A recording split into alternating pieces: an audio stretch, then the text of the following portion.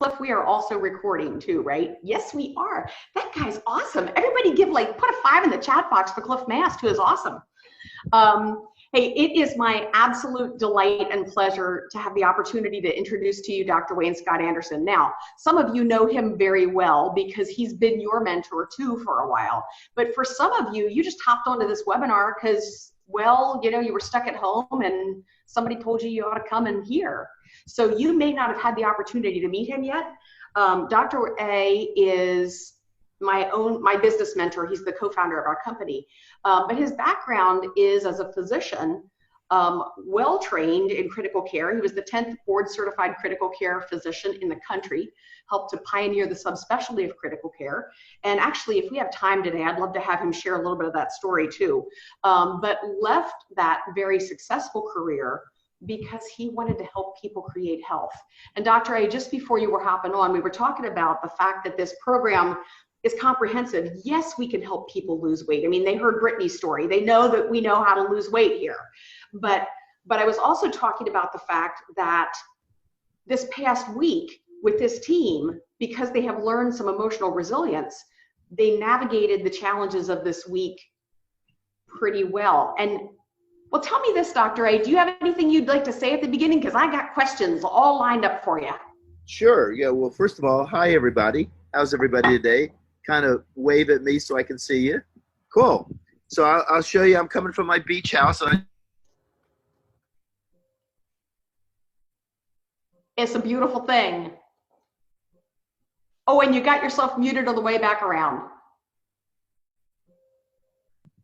There you go. Okay. So, yeah, it's one of those beautiful things. And when we take a moment and look at it in nature, and all of a sudden all those problems and things I heard you talking about earlier, Shirley, kind of go away, don't they? We have this thing called fear, and it's one of the basic human emotions. And certainly it's permeating throughout our society and throughout the world this last week.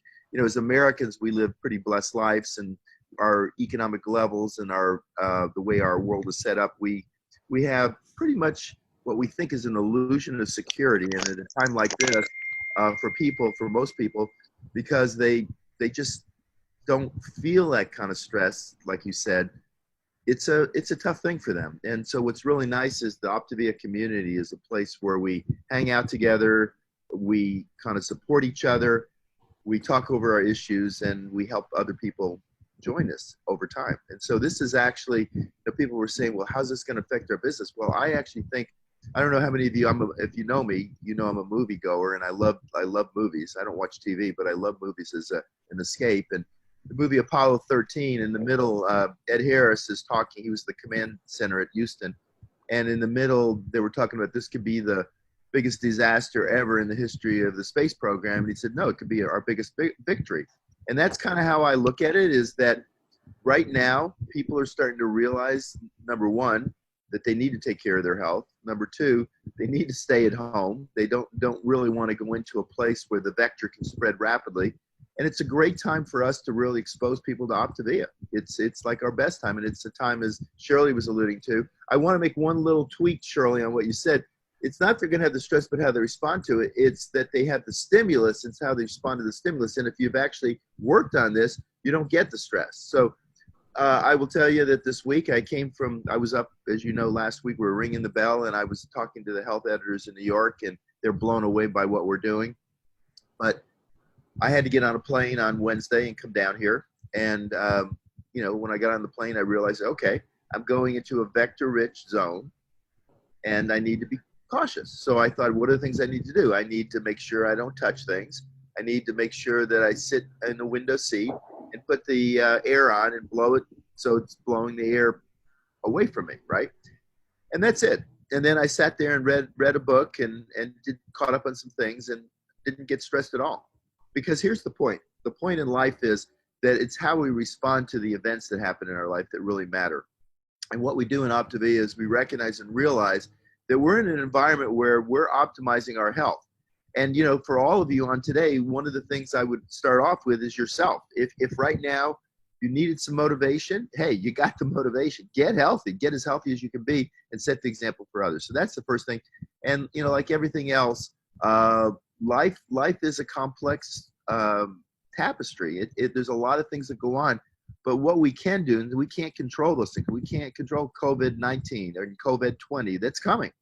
But what we can do is we can set our life up first to create the emotional resilience so that we can adapt to these things and not sit there and over worry. One of the things to recognize, just like the emotion of fear, is okay. Yeah. It's a tight time. When I went to Publix, hey, I'm shopping for myself these days. I went to Publix, and I was more cautious because I was around a bunch of people. When I'm in my home, I'm fully relaxed. I'm not worrying about it. I'm not watching TV every 5 minutes, sitting there building and feeding into that cognitive emotive loop that gets me stressed out, because it's of no help. In fact, if you read the piece I put out earlier this week, when we're stressed or worry, we affect our immune system in a negative fashion. So we want to make sure we're equipping, and we're using the sense right here. And we're going to talk about, I know Shirley's got a whole bunch of questions today, but bottom line is what we're doing is we're taking responsibility for our lives. We're not being victims. We're not letting the hysteria that's, that you can sit there and say, oh my gosh, the sky is falling. None of that is really true. What is true is that we need to take every precaution necessary, but at the same time, we need to thrive in our lives. And what the second part is, you may have already heard, the business momentum event in the iLab, because of this, just like most of the major events, is being changed and modified. So we're doing business momentum now. We're doing it coming into your homes, and rather than you coming to Miami. And we're going to make that adaptation. We're making it like that because we're that agile. We're taking our emotions and saying, okay, if we can provide, what do we need to provide? We need to equip you guys to be just like you're doing today. Shirley and Cliff had to make modifications. They got a new facility, and then obviously it came to this where they're on digital online. But that agility is what allows us to adapt and make ourselves thrive at a time when everything's changing. And it's going to change like that. And if you can build in that muscle, that mental muscle, and hopefully Shirley's going to have a bunch of questions around that today, is that all of a sudden, hey, I'm not stressed at all. And the stock market took a dump, and that's okay. Those things will correct themselves. We have to learn very, very, very, very soon how to adjust to change, because that will be the one thing that will be common for all of us.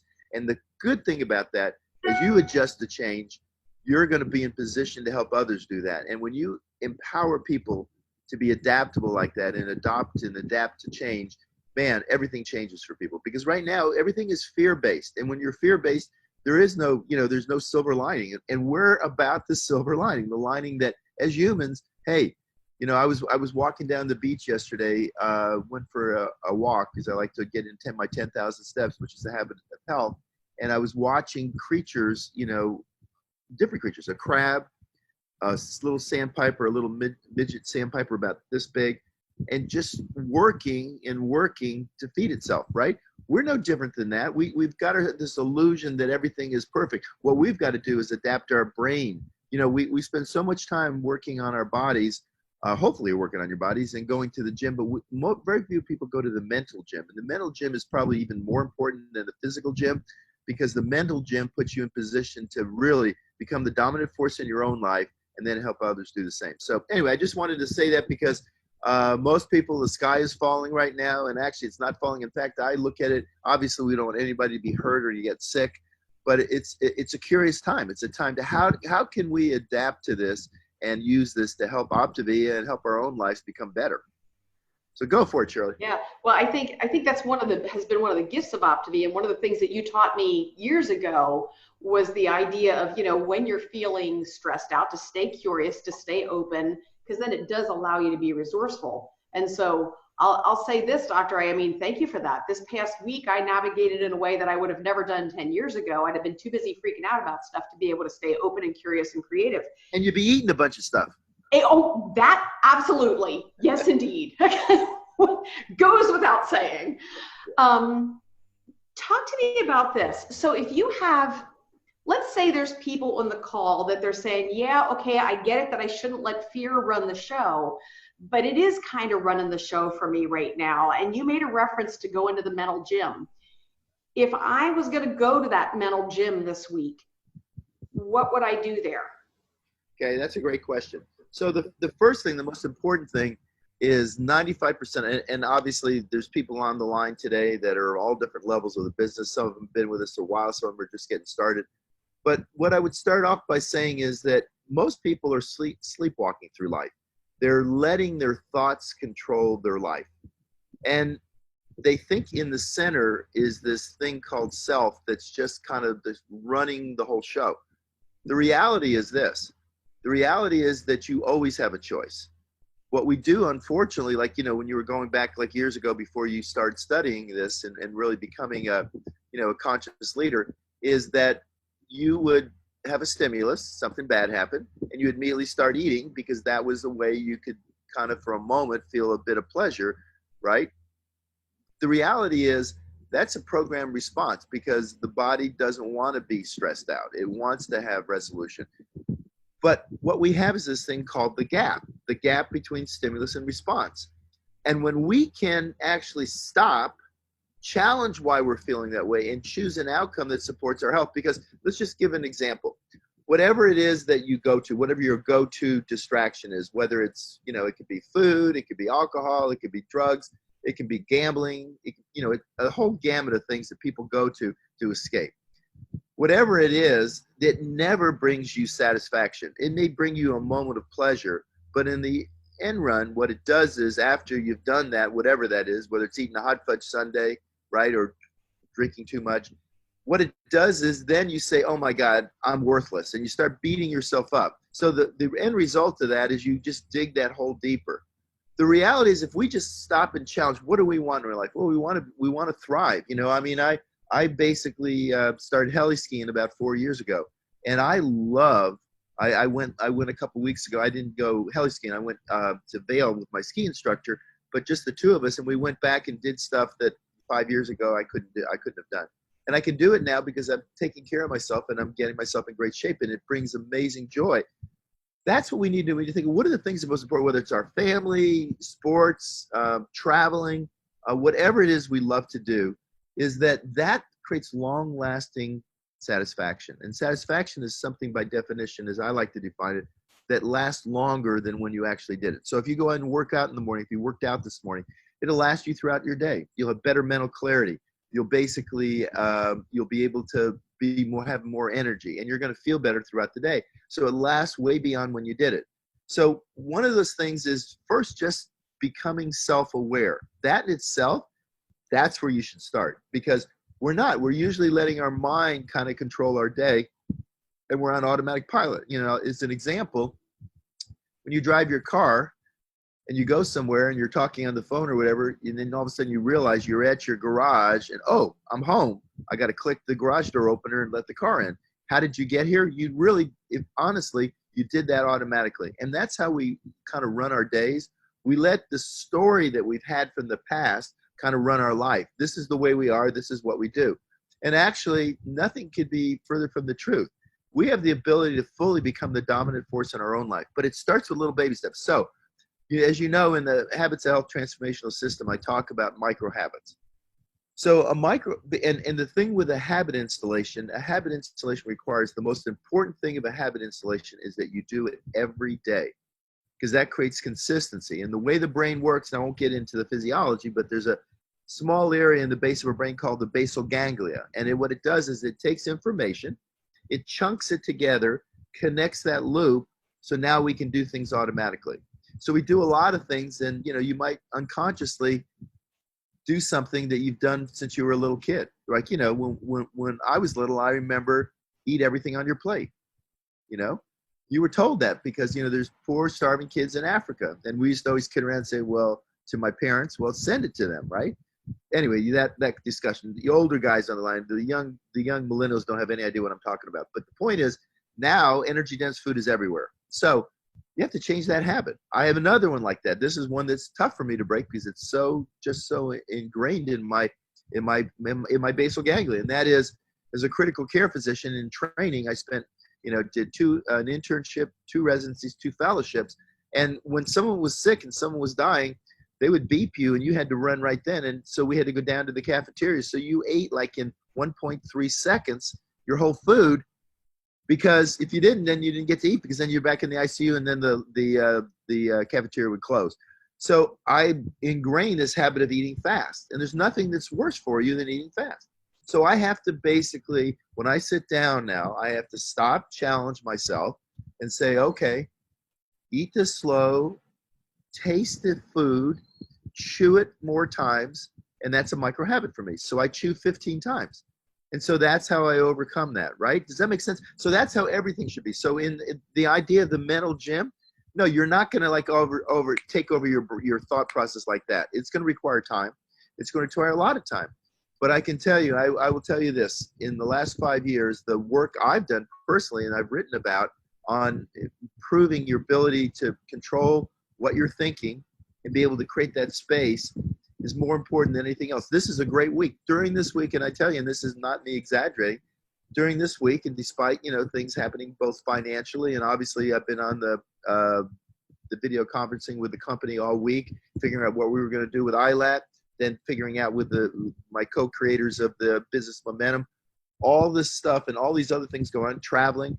I have to say that I'm as calm this week as I was last week before this happened, because I've learned that. And there's nothing you can do more than eliminate your mental suffering. So it's a really important part. And what it does is it allows you to take command and control of your life. So it's a long answer to a short question, Shirley, but it starts with just, I would start with getting your app out and just starting to use Stop, Challenge, and Choose. That's really helpful. You can take all the time you want to explain these. I'm good with this.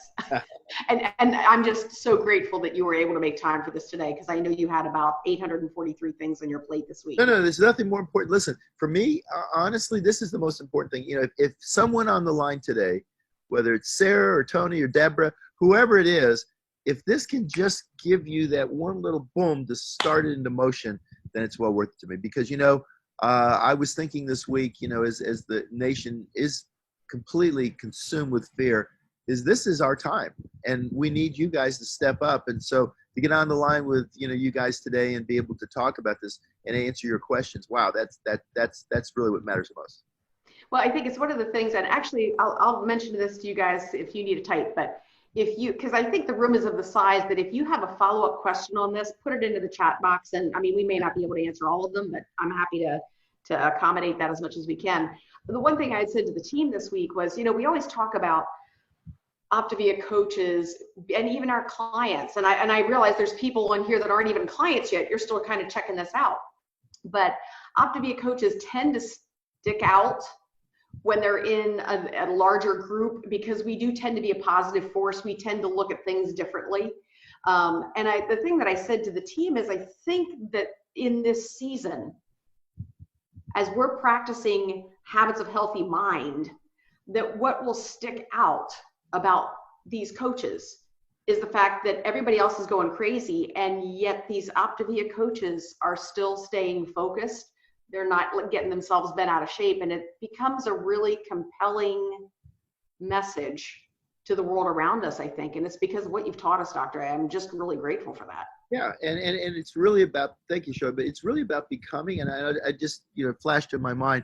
So I went to, in Florida, Publix is the major grocery store, and I went there a couple days ago to get some groceries, because I had been in my house in a while. And as I was leaving, and it was at night, and there was no one around, there was a plastic bag that had in the parking lot.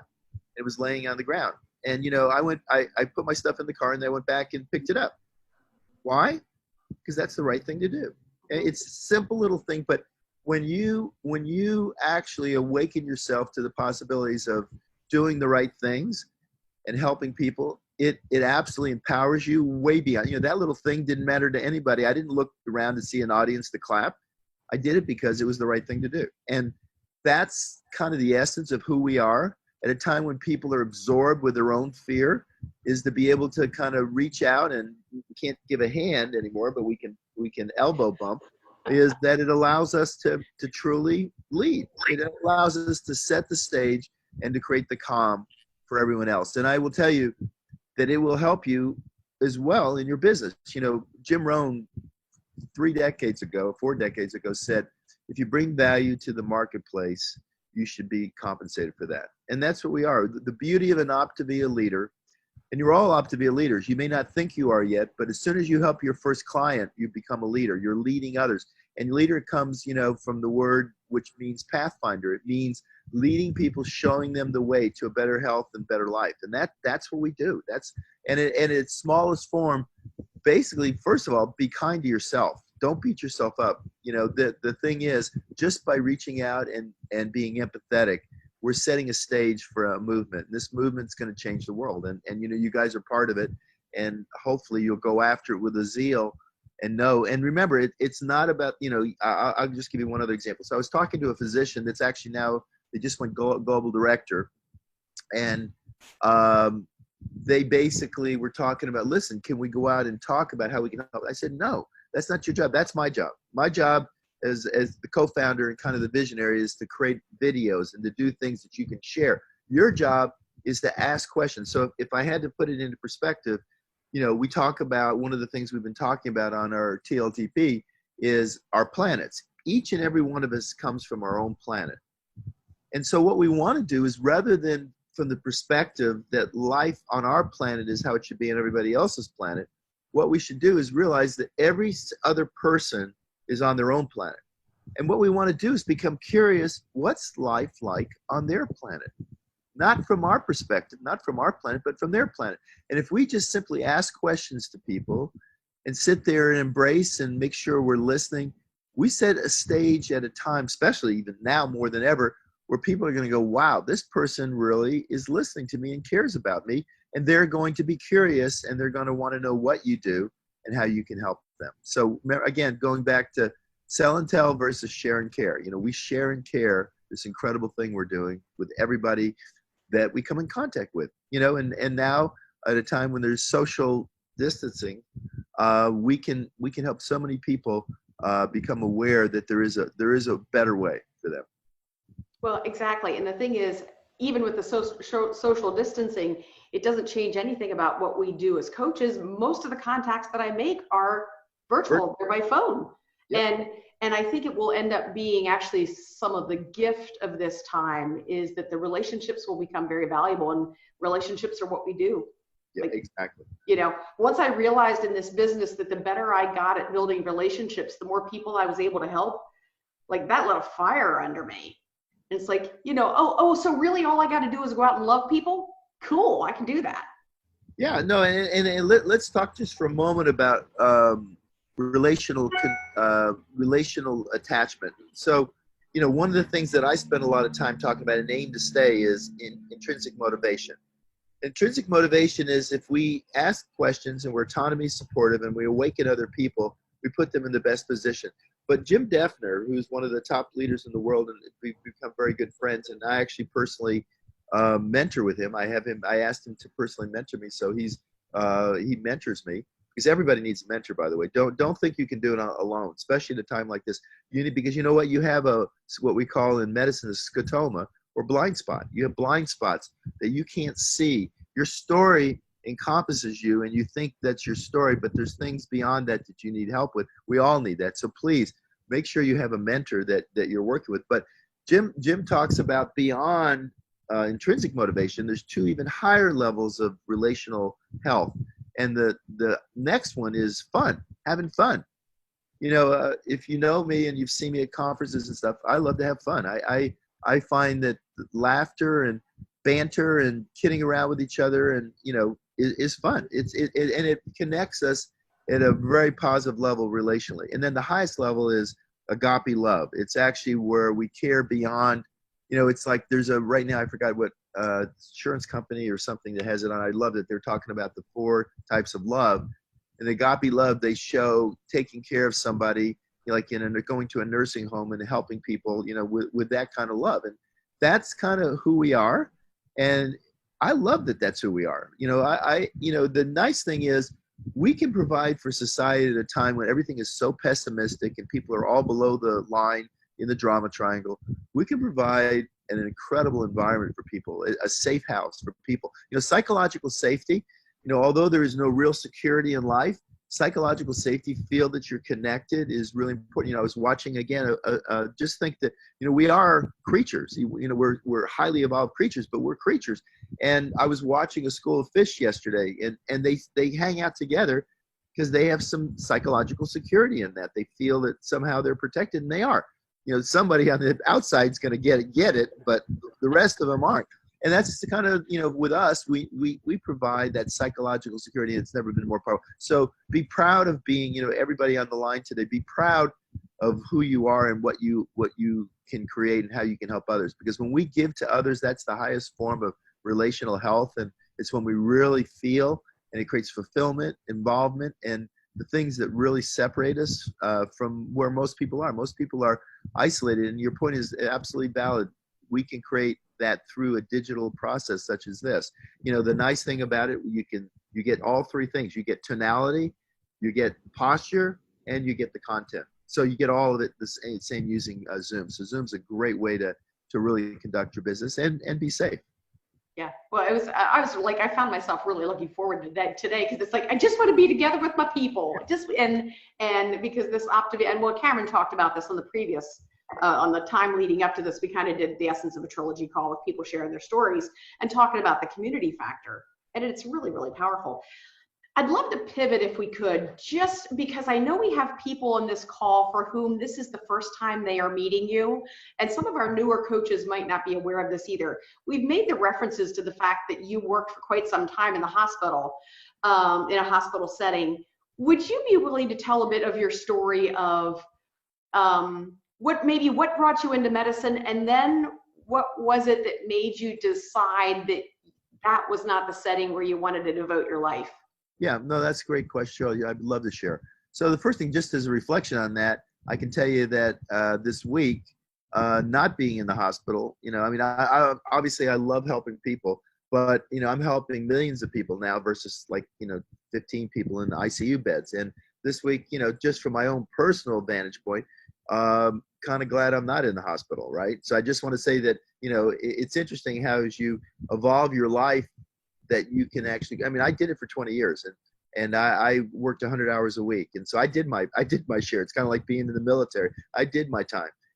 But now I'm helping people get healthy. And so how that all started, well, it started that I always had a fantastic imagination and wanted to be a doctor since I was a little kid.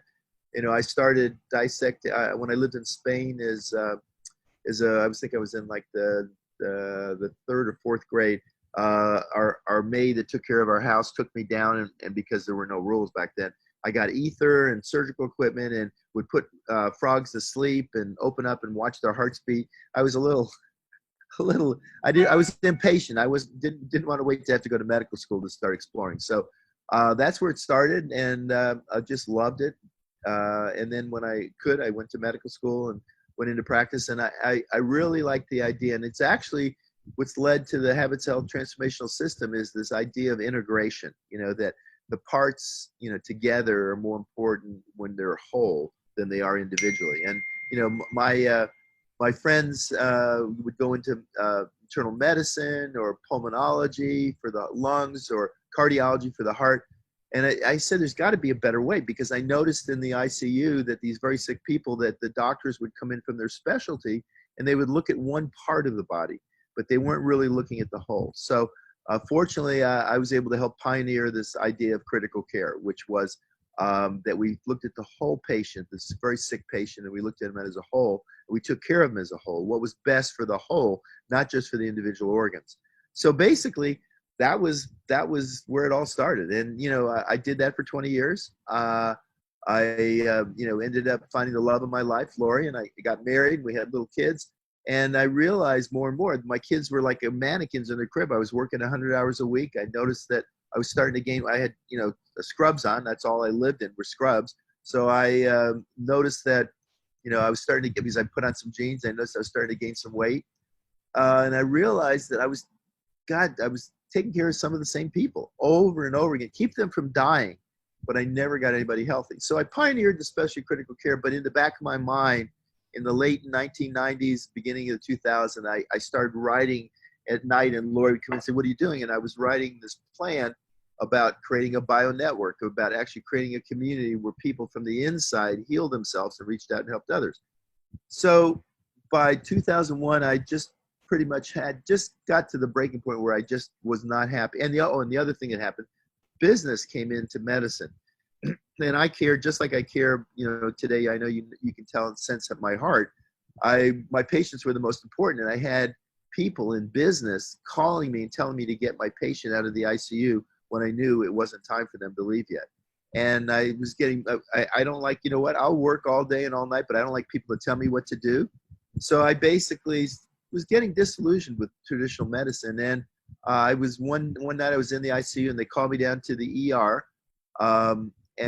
Because they knew that I was really good at putting lines in people, and they had a drug addict that had torn up all his veins, so they couldn't get access to him. So I was putting a line inside the chest, and the nurse stabbed me with a needle inadvertently. And I realized, that when I came home and saw the kids, that I might be dead in a year, because hepatitis, AIDS, all these other things that when you have a needle stick, a hollow needle. And I just reflected, it was kind of like the turning point. And I said, you know what? I want to go out and help people get healthy. Enough of this. So I left it, and people were blown away. Where are you going? So I left, and I moved out to Oregon to some people I knew that wanted to build this organization. And I lived on credit cards for 2 years. I had no money. And that's how it all started. And I finally met Brad McDonald because I had heard about Medifest because I'd seen physicians that had used it in their practice. And I knew it was great for losing weight. I knew it didn't teach people to be healthy or eat healthy or lifestyle change, but I knew it would be a great nidus to get started and create the catalyst. And that's where it started. And over it's been almost 2 decades now. The question I've asked every day is, how do we help people create sustainable change? Not a diet, but how do we help people change? And I think we're getting closer and closer to that. And it's really about awakening. When you asked me about the mental gym, it's about awakening people to themselves and then realizing what they really want and then helping them with a system, with a guide, their coach to guide them, with a support community and with products and the habit self-transformational system. And that's where we are today. And I can tell you that people go, don't you miss being in the hospital? Well, certainly this week, the answer is absolutely no. And actually, I have to tell you, that when I go in hospitals, I lecture to a lot of doctors, I actually get an icky feeling when I go in a hospital because it's not the best way. I mean, listen, if you get hit by a car or you need an open heart operation, I have a good friend that needed to have an open heart operation this last week. Great. We do a great job at it. But for chronic disease, it's so much more important to move upstream and take control, help people take control of their own health and their own lives. So I don't know if that's what you wanted, but that's awesome. Well, the level of deeply rewarding just escalates, doesn't it? I mean, doctor, I used to work labor and delivery, and that's cool stuff. But this is transformative work. This is people coming to you and saying, "You changed my life." Yeah. And I got to say personally, Dr. A, and I know you've heard me say this before, and you're going to hear me say it a lot more times. If you had not made that decision, I'm not sure that I would be here today, because the change that you made changed the trajectory of my life, not just in my health, but also, I don't know if you can see her, but that grandbaby of mine's over there clapping. Start clapping. Yeah, that's great. Yeah, she's clapping. I love that. So I'm incredibly grateful. Hey, guys, if you have questions, put them into the chat box. But I did talk with the team ahead of time, and I said, okay, if you could ask Dr. A question, what would you want to ask? And there's some really good ones here. So, and are we okay if we go till 1, Dr. A? Never. Listen, I'm here for you guys. We might stay till 4. I've got a beautiful breeze. I'm looking at this ocean. I have you fine folks with me. Listen, there's no place. And by the way, that is part of this. People go, God, you're like so enthusiastic. I've been doing this for 2 decades, and I have the enthusiasm of a little kid. Why? Because of you guys. Your stories fuel me every day. And I have to tell you that I have a lot of friends that were physicians with me in the same age. And they're all, it's like in the, going back to another movie, if you ever watched any of the Indiana Jones movies, there was the one where they looked for the chalice and the guy drank the wrong one and he chose poorly and he shriveled up. They all look like they drank from the wrong chalice. They all look like 20 years. None of them are heli skiing, I can tell you that. And most of them are just counting the days so they can retire. And I get up every morning just re-enthused, by you guys about what we can do together. And, in a time like this, it's like, wow, we have the solution. It's almost like it's unfolding that Optavia and our coaches are in position to really become a dominant force in society as we move forward. It's pretty cool. What's funny is you were talking about that. I thought, and about like comparing yourself to your former colleagues and I thought, yes, there's something about being the dominant force. You talk a lot about becoming the dominant force in your life and the empowerment that comes with that, the way you're able to impact other people is amazing. Yeah, Anyhow, and just before, again, going back sure. to everybody has the opportunity to do that. I want to make sure, listen, being a physician, people go, oh, you're a physician. Well, listen, I came from a very poor family. I lived in a tenement house growing up in New York City. My father was a sergeant in the Air Force, but I just made a decision that I was going to become the dominant force in my life. And for all of you, that's a process. And so, whether you've worked for someone else and now it's your first time becoming an entrepreneur, what I mean by that, an independent person that's responsible for what you do through the day, hey, become the CEO of your business. Work with your mentors. There's no reason why there's not. If I could sit down with each of you individually right here across from me, and we talked, there's not one of you that isn't capable of becoming everything you want to in Optavia, because there is such a need for what we are. You just have to stop focusing on making it about you and making it about what you want for yourself, for your life, for your family. I mean, it's so critical. Yeah, and that's excellent. That's excellent. One of the questions that had come in, when we talk about this a lot in Optavia, about making a quality decision, I think it would be safe to say that when you left the hospital system, you made a quality decision. Can you talk about a little bit more about when we're talking about somebody making a quality decision for their health? Talk a little bit more about that and what does that mean? How does that play out for people? Well, the reality is, and I use structural tension. Robert Fritz is a dear friend of mine. Interestingly enough, that was the follow-up question. Good. So Robert Fritz has been a dear friend of mine for a couple, almost 20 years now. And he created, in the creative process, he came from music, but in music and in the arts, which are pure, and they last, by the way, people don't remember much about Napoleon, but they certainly love to see a Monet, because art becomes timeless. It becomes such an incredible thing. If Mozart and or the Beatles, it doesn't matter who, but artists create art that lasts. It becomes timeless. And so the creative process is kind of like that.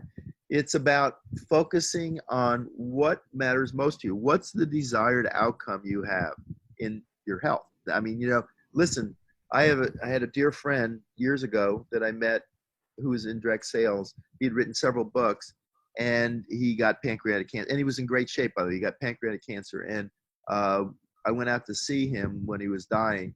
And I actually did some hyperal and took out some stuff. It probably wasn't totally legal, but I wanted to make him feel better because he wanted to spend time together. So kind of augmented him and gave him nutrition because he couldn't eat that well. And he felt better. And we walked the next day down to the park where he had young kids. And on the way down there, he said, you know what?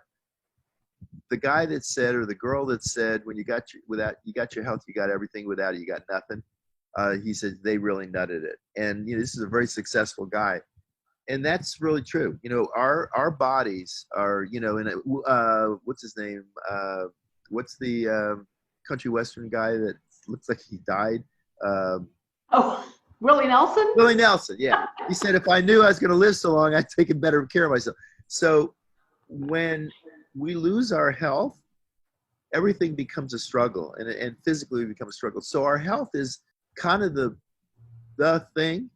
And obviously your mind is even more important, but basically taking care of your health is important.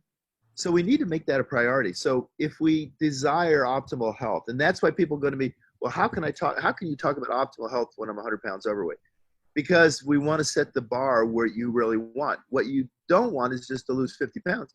You do want to be optimally healthy. Now, whether you think you can do it or not, basically doesn't matter. You don't have to believe in gravity, right? But if you get on top of this building and you jump off, man, gravity's going to take hold and you're going to get smushed. So you don't have to, just like when you did that first fueling, it didn't matter if you believed it was going to change your life. And Shirley, when you started many years ago, like what, 7, 8 years ago? 10. 10 years. Wow. 10 years ago. Yeah, it's an 8-year anniversary this month. Yeah. Okay. So basically, you didn't know that you were going to be sitting here today now leading a tremendous team of people and helping change the world. But I never believed it. Opening that first fueling, taking it, hoping at that time that it was going to work. but you trusted Lori and you Yep. talked to Lori, and basically she coached you and she kind of put that confidence in you before you even had it. So that's where we are right now. That's where everybody on the line, that's where the quality decision you're making, the quality choices you're making are that we know it works. If you go through your life book, and I can tell you, I can say this, and I can make this claim because it's not a product claim. If you, over the next year, get out your life book, write your story, do your evaluation, and then set out on writing your new story, and you go through those 26 elements, and you actually learn and do what it says in them. You work with your coach, you use the feelings, you become fully connected to our community. At the end of that year, the end of that 26 element, when you go back and you do your assessment again, your scores will be higher. You will be healthier. You will have higher well-being.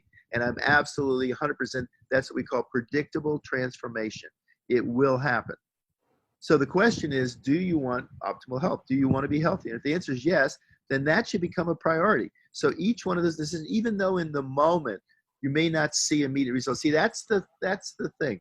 It's called the slight edge. There's a guy that wrote a book about it years ago. The slight edge is if you do the positive thing over time, that augments and your life will change. And that's the same thing with your business. If you make those calls, if you get on the celebration, if you get on the Monday night calls, if you talk to people and you start bringing on clients and you turn them on to the transformational system, your business will grow. It'll grow at a different pace for each and every one of us, but for all of us, it will grow. It'll grow over time. So quality decisions are decisions that improve your life.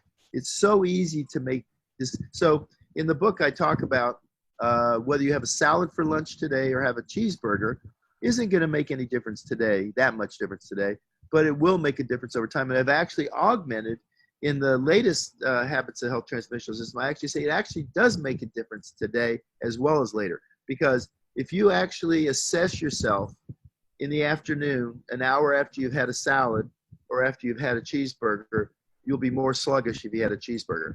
And that small little change can affect that day. And those days compiled together can make a difference. And clearly it makes a long-term difference. So it's actually moving long-term consequences into immediate situations. So yeah, quality decisions are what it's all about. And they don't have to, see, you're not going to get that positive feedback loop of that great a change. But if you notice, there is a change. Mm-hmm. Yeah. Well, and do you want to dig in a little bit more even into that whole, you'd made a reference to Robert Fritz and structural tension. And again, for some of the people on the call, that is going to be like a brand new idea for them. But yeah. I know that for me, structural tension, honestly, in a lot of ways runs my life now, thanks to you and Robert Fritz. Yeah. Can you talk a little bit more, like give us a newbie beginner aspect on that? So just so you know that throughout the Habits of Health Transformational System, the map that we have, that we use monthly, all those are variations of the structural tension chart. So structural tension is that when you focus on what you want, your desired outcome, and you know where you are currently, it creates a tension.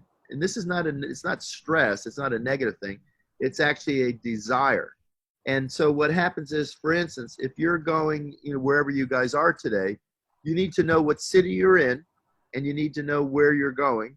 And obviously now it's done by GPS and done by your computer in your car. But the reality is, knowing those two things is important. And if you know that, then there's a series of things that move you forward. So the easiest way to explain, because when I developed along with Helen the 6 transformational habits, the first one, lead from the future, act in the now, kind of sets up the stage for all of it. That's a structural tension chart. Lead from the future means that what do you want for yourself in a year? So, let's just start with the one we've been talking about, optimal health. So if you desire optimal health, you don't have to believe it, but if you could choose. So the question I ask people is not, do you believe you can have optimal health, but if you could choose to have optimal health, would you make that choice? And that's a universal. I could ask 8 billion people on this planet that question, and the answer is yes, they would choose optimal health. Especially right now if they're sick with the COVID-19, right? They would love to be optimally healthy right now. And people that don't have it would love to be optimally healthy because they know they're at lower risk. So it's a pretty important thing. And as far as us individually, not everybody wants a Porsche or a Ferrari, but everybody wants optimal health. So it's a universal thing that we're giving to people. But if you want optimal health, and right now, let's say your health is okay, you're in what I like to talk is non-sick, you're not sick, you don't have COVID, you don't have heart disease, but you're 40 pounds overweight and your blood pressure is starting to edge up a little bit, and your glucose is sorry about that. Your glucose is heading up a little bit. All those things are not necessarily good, but what we need to know is we need to know what we need to do. So if you want to be optimally healthy, or let's just I'll back it up to a really easy one. Let's say you want to have a party, and right now no one's going to have a party because they're not going to gather a bunch of people. Let's say you wanted to have a party for the 4th of July. Hopefully this will be better by then. So what would you do? Okay, you decide first, okay, what do I want to do? I want to party on the 4th of July. Great. Where am I right now? I haven't done anything yet. So your current reality is I haven't started. So if you did the secondary choices that support having that party, what would you do? You'd make a list, right? Who am I going to invite? You figure out where the venue is. You figure out what you're going to serve. And so all these are secondary choices that support having that party on the 4th of July.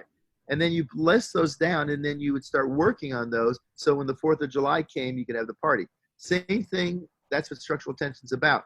If you know what you really want, then you'll basically move towards that by creating these choices. If your desired outcome is that you want to be, let's just say you want to be an FIBC by National Convention in July. So if you want to be FIBC, what do you need to do now? What are those secondary choices? Just like what the map is. The map is, okay, desired outcome for the end of the month is this, and this is where you are right now. What are the things I need to do? So what it does is it allows you to focus on, it's another form of quality decisions. What do I want right now? How do I help get what I want right now so that I put myself in position so I can have that desired outcome? So it's a really important piece, because what most people do in this country, and especially right now, it's all about problem solving. And when you solve a problem, you don't create anything. You simply get rid of something you don't want. You don't bring anything into your life that you actually do want. Well, I think that whole thing, like people will often comment to me when they realize that I've lost a lot of weight and it's been a while, and they'll say, wow, you must have incredible willpower. It's like, no, I don't. That's how I got to 400 pounds. I don't have good willpower, and I'm not necessarily terribly motivated, but what I do have is structure. I know what I want, and you've taught me structure. Structure got me through this week. And for some of you, it's a new idea. Talk with whoever invited you onto this call. They can help you flesh that out a little bit more. Another question, actually, there were a couple other questions that came in that all kind of run together, and they're going to connect back to element 5, Dr. A, talking about environments. And I'm going to give you 2, 3 of them because they all kind of fit together. So one person said, well, how do we deal with friends who seem to want to sabotage our health goal? And I don't think we're allowed to go slap them around. So there's that one. But then somebody else said, yeah, it was similar. What advice do you have for someone whose unhealthy surroundings includes his or her spouse's eating, drinking, and sleeping habits? And then and then somebody else said, how do you incorporate stop, challenge, choose into relationships around you? So I feel like those 3 all fit together. Yeah, no, they're great. And first of all, for everybody on the line, listen how Shirley knew exactly where to go with that, right? Element 5. There's a whole section in Dr. A's Habits of Health on it as well. What we want to do, we want to empower people. The whole shift between the first Habits of Health and the workbook and now the new Habits of Health Transformational System is I changed the emphasis. What I found was the coaches were taking too much time trying to teach the Habits of Health, and the clients became dependent and weren't as successful as they otherwise would have been. What the new system does is it empowers the client to self-direct their own health. And that's a really important thing. You need to empower people. People are at their best when they have self-efficacy. Once they are at the point where they can control their health and their life, that's when everything changes. So yeah, element 5 really goes over that, but there's a big difference between a friend and an accomplice. An accomplice is someone that tries to reinforce doing the bad things, the things that aren't healthy for you. And a friend is someone that supports you in your journey. So part of that is learning how to deal with that. And that's a great section. So I highly suggest anybody that's that question piques an interest and they want an answer, go read that section, because it really, and then it refers to it in the Habits of Health as well. but there's, I wrote quite a bit on that. If you notice, it's element 5. So if you're doing these elements in the beginning, and literally the first 5 elements up to element 6 are actually mostly about up here. Because if you're not preparing yourself mentally, you're probably not going to be successful. You'll become reliant on the 5 and 1. You'll think that that's the answer. And then when you get to your end point, which is getting rid of what you don't want, your weight, then you will stop and you don't have momentum. If you've been through the first 5 elements, you've been learning those and ingraining those while you're losing weight, while you're, and the reason why I picked MetaFast in the very beginning was because it creates that teachable moment. It helps people change so quickly their weight, how they feel, their energy level. It creates that teachable moment where they want more of that. But if they're not learning, so for everybody, for you personally and for your clients and your coaches, learning those first 6 elements are the key to long-lasting success. If your work, that's why on day 1, when you open up your app, I have eating every 3 hours, drinking your water, and stop, challenge, and choose. Those are the 3 most important things, micro habits, and stop, challenge, and choose. When you talked about making choices, having that gap, not sleepwalking through life, those are the fundamental things that we're teaching. And you want to spend your time in the beginning helping your client really get that. Because if they're working on those, by the time they reach a healthy weight, they've got those mastered, because it takes on average 66 days, and they're set up for very, very, very great success. Bingo. And so just getting back to your family, ask them permission. I'd ask them to say, listen, I understand you're not ready to make a conscious choice to change your health, but I am. And if you love me, please support me. And if you don't want to support me, don't sabotage me. And I would, Candor, in the 5th commitment, and if you're reading the 15 commitments of conscious leadership, the 5th commitment is candor. And candor is critical. Say what you say. It's so important. Candor, being frank, being honest, it's being open, and being willing to say what you feel is really important in life. Don't hide those, and don't be worried about what anyone else is saying. Make sure that people understand that you've made a decision and you're asking for support. That's excellent. That's excellent. Guys, we've got about 8 minutes left. Dr. A has covered a ton of fantastic information for us. Really, really helpful. Like, how I said at the beginning, get that tablet out. I'm guessing quite a few of you have the tablet pretty full by now. But if you have a follow-up question, either on what he shared or something that you maybe hoped he would cover on this call that he didn't, I think we can probably do this. Just take yourself off mute, and we'd love to hear. Actually, Sarah Cope, I'm going to put you a bit on the spot because you had asked the question about the stop, challenge, choose in relationships. Do you want to follow up on that with him a bit? Well, okay. Some people I know I can put on the spot, Dr. A. Sarah's a new executive director on our team. We love working with her.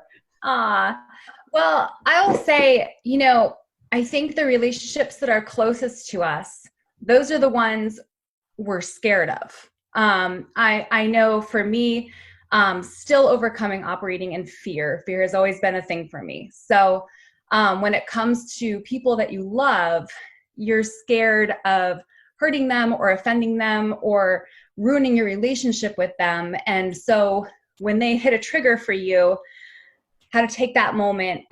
For me, it's been the deep breath. Really, even with my 2-year-old, just taking that deep breath and trying to think, what is that desired outcome? Slowing down has been huge for me. But as a coach, that is probably the number one thing I hear from clients. I'm so stressed out. This person just hit my button, so I would just love to hear more of that from you, from the actual guy who wrote the book, on how that works. Yeah, Sarah, thank you. That's great. And so when I say candor, so it depends on, okay, so let me back up a minute. If you have a really close relationship with someone, building candor will build intimacy in the relationship. And I'm not talking about sexual, I'm talking about just in your relationship, is that the more you can really express that's the deepest level of relational health, is when you can really say versus hide stuff because you're worried what someone else can say. And that's a process, because if they're not studying it, they're probably not going to be ready for it, right? So you have to kind of basically work your way into it. But over time, people appreciate honesty. And when you create that Abraham Lincoln said it better than anybody. He said, I don't lie because my memory's not that good, right? If you think about it, because if you make up a story and then you got to remember the story beside what happened really, then it gets pretty tough. So the more you can do that. So with your clients, what I always do, and I do this when I'm coaching, I was coaching 2 of our top integrated presidentials the last couple of days. And even though I have very close relationships with them, I always ask the question, do I have permission to coach you? That's a great way to start, right? That way they're giving you permission. If they say no, then don't go there, right? Don't go there. If they're onto something, but especially if I've forgotten. So when I get on a coaching call, I always ask that question. If I forget, we get to a point where I realize that I need to say something here in candor that they're probably not going to be happy with. I asked that question. I said, listen, Sally, we've been talking here. I meant to ask you this earlier, but do I have permission to coach you? And if they say yes, then great, then go there. If they don't, then you might not want to go there. What they're in essence saying then is, I'm not ready for it yet, right? And so, and here's the part. Here's the important. When we are deep in our egoic self, the ego is highly aroused. People are not ready to hear anything that's critical. In fact, their ego is almost, if you think about it, it's almost like a parasite in their brain. It's not them. It's actually this sense of self that needs to be protected. And if you say something to them during that period, you're not going to help them, because your goal as a coach is to help somebody, whether it's in your relationship, whether it's with your significant other or your child. Now, for your child, they're at 2 years of age, they are just starting to assimilate their psychological development. They are an emotional creature that's all about self-interest. They have no logical capacity yet. So at that age, you have to realize that you can't ask permission. You're the authority, and you just want to keep them from harm, right? So you set like guardrails or bright lines for them not to go over. And then for you personally, you try to minimize by stop, challenge, and choose your emotional engagement, because when you emotionally get engaged, you lose the logical part, which is, I'm a great mom, and now you're pissed and you're doing something that you don't want to do. So basically, you want to keep this part engaged. So how you do that, stop, take a deep breath, and then challenge yourself. Why am I feeling this way? I know this? I know you know this. I want to be the best mom. I want to get the gold award as the best mom on earth, right? And you're a human. And when they do bonehead things, listen, I have a friend that I remember, he was a cardiac surgeon, and he had 2 twin boys. And when they were 2 or 3, they finally needed a break. So he and his wife were out in the living room. They had closed the door in the bedroom for the 2. They're identical twins, if you can imagine that, at 2. And all of a sudden, they were watching TV, and the TV started flickering. And they said, what? They went in the bedroom, in the kid's bedroom, and they had literally pulled somehow the sockets off the wall and had the electrical sockets. Thank God they didn't electrocute themselves. But they're like 2 Tasmanian devils running around. So that's what kids, and especially boys, that's what they do. Girls, hey, listen, I have 2 girls. Wait till they get to high school, and then you'll have the same. You have to stop, challenge, and choose a lot.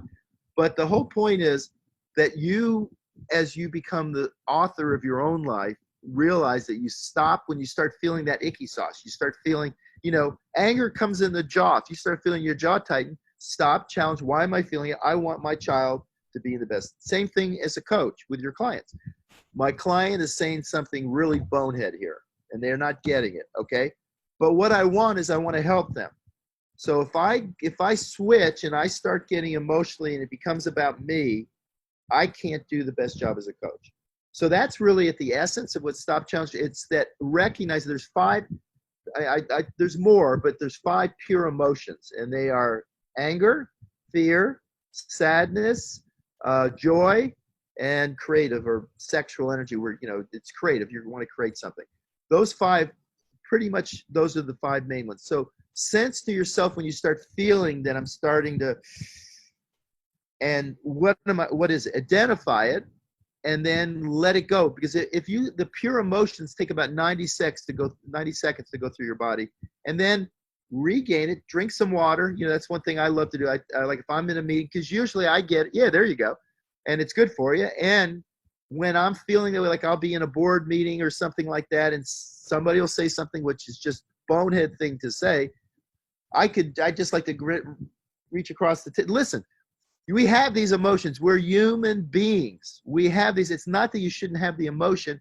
It's, again, just like this week with the COVID-19.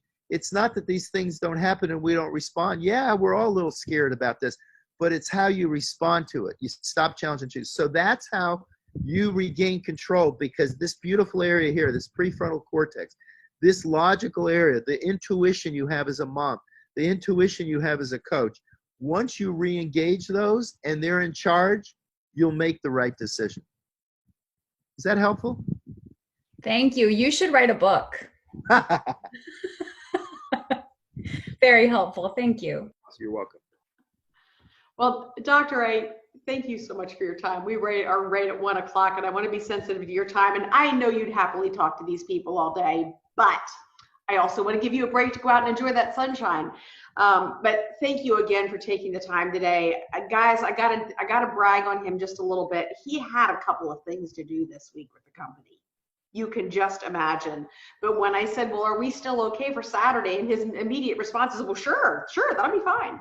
So thank you for making people your priority and for taking the time. You're welcome, Shirley. Can I just leave with one thing? Absolutely. So yeah, the world is all out. We were talking, Sarah and I were talking about, emotions and how they have a tendency to bring out sometimes the devil in ourselves.